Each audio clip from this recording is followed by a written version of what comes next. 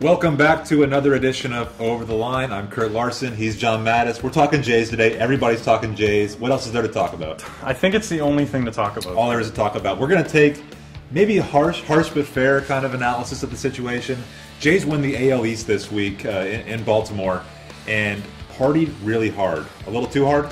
I'd say a little too hard, a little like one notch too hard. I mean, you gotta party hard. You just won a division. It's been 22 years since there's been anything to celebrate with the Blue Jays.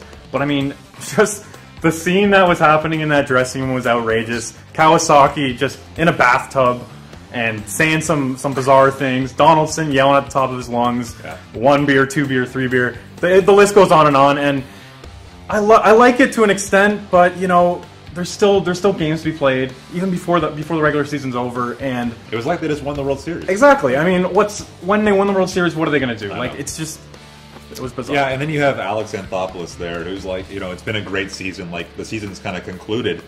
Well, the big games remain. Like, they haven't even played the big games yet, really. So, I don't know. Maybe save that for when you actually win something beyond a division that contains 5 teams. Is that harsh?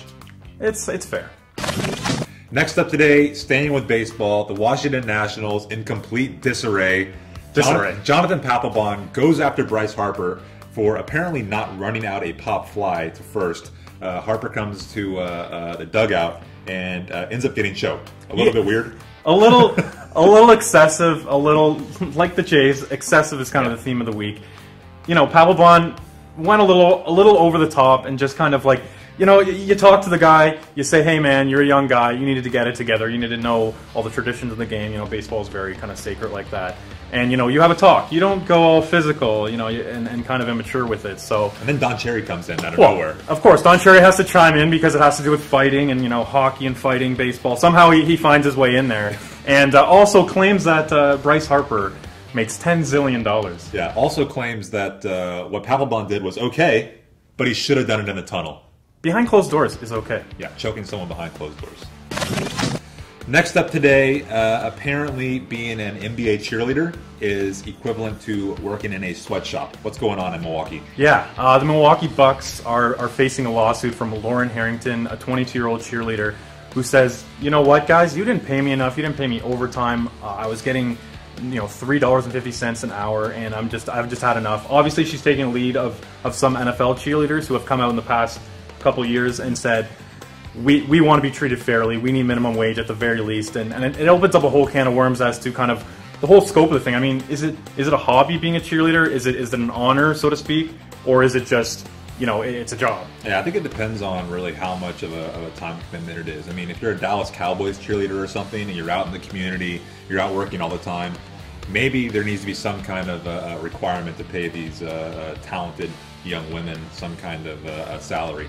But, you know, if it's seen as a hobby and you just enjoy doing it, you know what you're getting into, then it's kind of like, well, you kind of got to live with what you signed up for. Finally today, I love quoting movies. We don't do it enough to get into our sports talk. But, you know, say hello to my little friend. That was good. That was a great start. Maybe next week we'll work on it. But what he's referring to is in Brazil, a Brazilian amateur soccer game, a ref pulls out a gun mid-action. There's obviously a dispute between him and the players and the coaches, and we're not sure exactly what it was all over, but it's just absolutely beyond comprehension why he had a gun in his pocket. Yeah, instead of handing out yellow cards and red cards in Brazil now, they're you know, handing out pistols and pulling guns on people. To be fair to this referee, there has been a lot of violence against officials down there, so he's just protecting himself. And then to add to this story, apparently the league involved in officials down there actually came out in support of the referee today, saying he was justified in pulling a handgun out. So that's Brazil, I guess, and that's, well, soccer around the world. So Jays partied hard after winning the American League East. How hard are they going to party if they win the World Series? It's hard to measure it, but I would imagine, I'm picturing in my head, Rogers Center crumbling down, the concrete jungle just up in flames, and needs to go away. Absolute chaos in the downtown core of Toronto. Yeah, that's it. That's it for today. We'll see you next time. You can check out more of us at Sun Sites across Canada and Canoe.com. We'll see you. Say hello to my little friend.